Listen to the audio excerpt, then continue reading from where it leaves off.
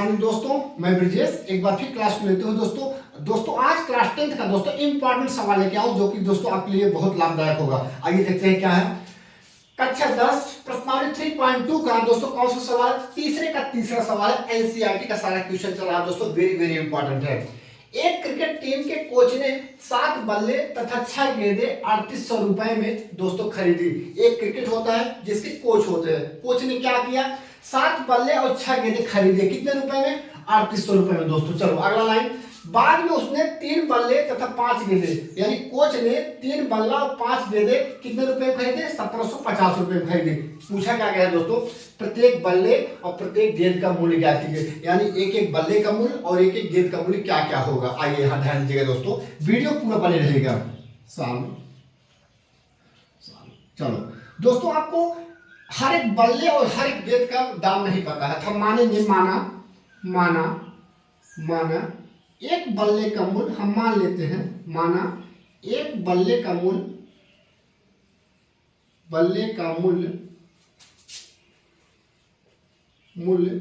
हम मान लिया है 100 रुपए है। कितना है, 100 रुपए है दोस्तों, ध्यान दीजिएगा। तथा एक गेंद का मूल्य ये भी हम मान लिए हैं कितना, y रुपए है। हम मान लिए हैं कि एक बल्ले का मूल्य 100 रुपए है और एक गेंद का मूल्य कितना, y रुपए है। आइए 7 बल्ले, यानी दोस्तों ध्यान दीजिएगा, जब एक बल्ले का मूल्य 100 रुपए है तो 7 बल्ले का मूल्य कितना हो जाएगा, 7x हो जाएगा। यहाँ कहोगे 7x प्लस एक गेंद का मूल्य y रुपए है तो 6 गेंदों का मूल्य कितना हो जाएगा, 6y हो जाएगा। यहाँ क्या कहोगे, 6y बराबर कितना दोस्तों, 3800 है। क्या है, 3800 है। समीकरण नंबर इसको 1 रखेंगे। चलो अगली लाइन में, एक बल्ले का मूल्य 100 रुपए है, 3 बल्ले का मूल्य 3x हो जाएगा। क्या हो जाएगा दोस्तों, 3x प्लस एक गेंद का मूल्य y रुपए है, 5 गेंदों का मूल्य कितना हो जाएगा, 5y हो जाएगा। 5y बराबर 1750 है, 1750 है। समीकरण नंबर 2 दोस्तों, आपके पास 2 समीकरण आ गए हैं और इसको हम कहेंगे 2 चर वाले युगपत समीकरण। दोस्तों इसको हमें प्रतिस्थापन विधि से हल करना है। किससे हल करना है, प्रतिस्थापन विधि से हल करके क्या निकालना है, एक बल्ले और एक गेंद का मूल्य निकालना है। इसका मतलब x और y का मान निकालना है। ठीक, आइए ध्यान दीजिए दोस्तों, हम आपको बताए थे प्रतिस्थापन विधि से जब युगपत समीकरण को हल करोगे तो आपके पास 2 समीकरण है, इसमें में से आपको एक समीकरण लेके चलना है, चाहे समीकरण 1 लेके चलो चाहे समीकरण 2 लेके चलो, लेकिन वही लेके चलेंगे जहां से चीजें आसान हो जाएगी। आसान कैसे होंगी दोस्तों, हम आपको बताए थे x का गुणांक जो छोटा है वही लेके चलो, थोड़ी सी चीजें आसान हो जाएगी।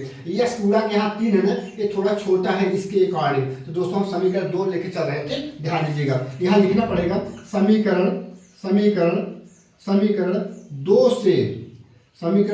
से ध्यान दीजिएगा दोस्तों। ठीक, चलो समीकरण 2 यही है, 3x प्लस 5y बराबर 1750 है। अच्छा दोस्तों, जो समीकरण लेके आप चलोगे उसमें से या तो x के बराबर करो या फिर y के बराबर करो। अगर हम x के बराबर कर रहे हैं तो 3x बराबर 1750 एक प्लस 5y है, इधर जाकर क्या हो जाएगा, -5y हो जाएगा। क्या हो जाएगा, -5y।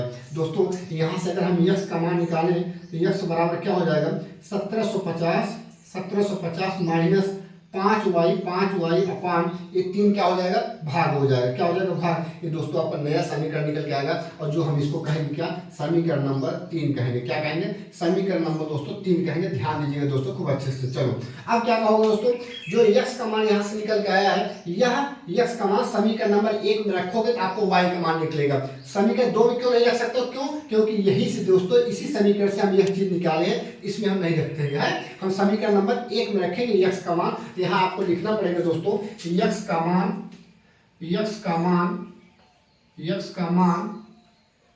समीकरण 1 में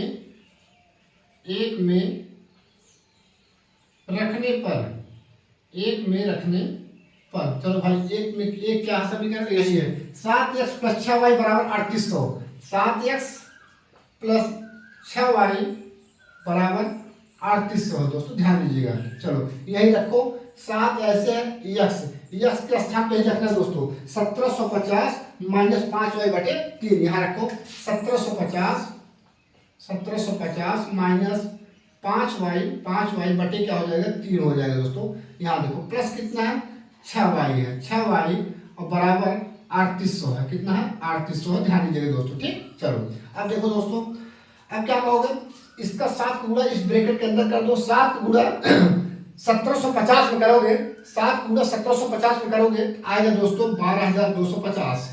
गुणा करके देख लेना, यही आएगा 12250 आएगा। 7 गुणा 5y करोगे, 7 पचे 35y हो जाएगा। क्या हो जाएगा दोस्तों 35y हो जाएगा, ध्यान देना अच्छे से। ठीक, 35y हो जाएगा अपान 3 अब प्लस 6y बराबर 3800। क्या है दोस्तों 3800। ठीक, इसके नीचे है कि आप लिख सकते हो, इसका कैलकुलेशन कर लो। 3 और 1 का एलसीएम क्या आएगा 3 आएगा, 3 आया दोस्तों अपान, यहाँ ध्यान दीजिएगा। अच्छा 3 का भाग 3 दोगे तो करेगा 1 आएगा, 1 गुणा इसमें करोगे तो यही मिलेगा। क्या मिलेगा 12250 माइनस 35y मिलेगा 35y। फिर 1 का भाग 3 दोगे 3 आएगा, और 3 का गुणा 6y करोगे क्या आएगा दोस्तों प्लस 18y आएगा। क्या आएगा 18y और बराबर क्या आया 3800 आया। क्या आया 3800 आया दोस्तों, ध्यान दीजिएगा। ठीक, अब क्या कहोगे यार 12250 वैसे रहेगा, 12250 वैसे रहेगा। यहाँ देखो माइनस 35y प्लस 18y, यहाँ माइनस प्लस घट जाएंगे, और माइनस 35 में से प्लस 18 घटाओगे तो माइनस 17y आएगा, माइनस 17y आएगा और अपान 3 और बराबर 3800। क्या है दोस्तों 3800 है। इसके नीचे आप एक लिख सकते हो ना, यहाँ देखो बीच में इक्वल का सिंबल है, तो कैंची का गुणा कर दो, कैंची का गुणा कर दो। तब क्या कहोगे दोस्तों ध्यान दीजिएगा खूब अच्छे से। ठीक, कहोगे 1 गुणा इसमें करेंगे तो यही मिलेगा। क्या मिलेगा 12250 माइनस 17y। क्या है 17y बराबर 3800 को गुणा 3 में करोगे क्या मिलेगा 3 0 0 0 3 8 24 24 के 4 3 3 का 9 2 11, यानी 11400 मिलेगा जब 3800 में 3 का गुणा करोगे। ठीक है दोस्तों, यहाँ से आप y का मान निकालो, जिसका मान निकालना उसको वैसे रोके रहते हैं, तो माइनस 17y ऐसे रहेगा। 17y बराबर 11400 माइनस 12250 दोस्तों जब घटाओगे तो माइनस 17y ऐसे रहेगा, यह ऐसे रहेगा। छोटे में से बड़ा घटाओगे ना, यानी जब बड़ा घटाओगे तो वैल्यू माइनस में आएगी।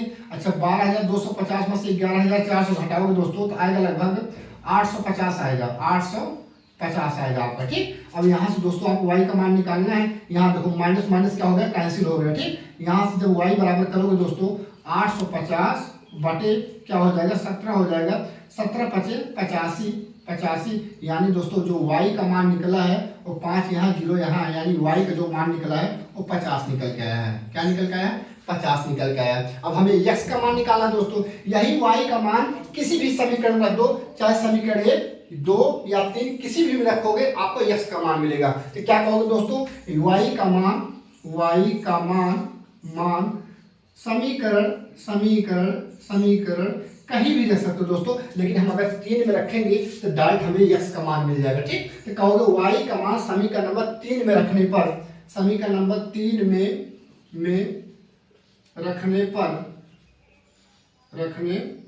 पर समीकरण 3 क्या है दोस्तों, यही है x बराबर क्या है दोस्तों 1750 माइनस 5y बटे कितना है 3 है।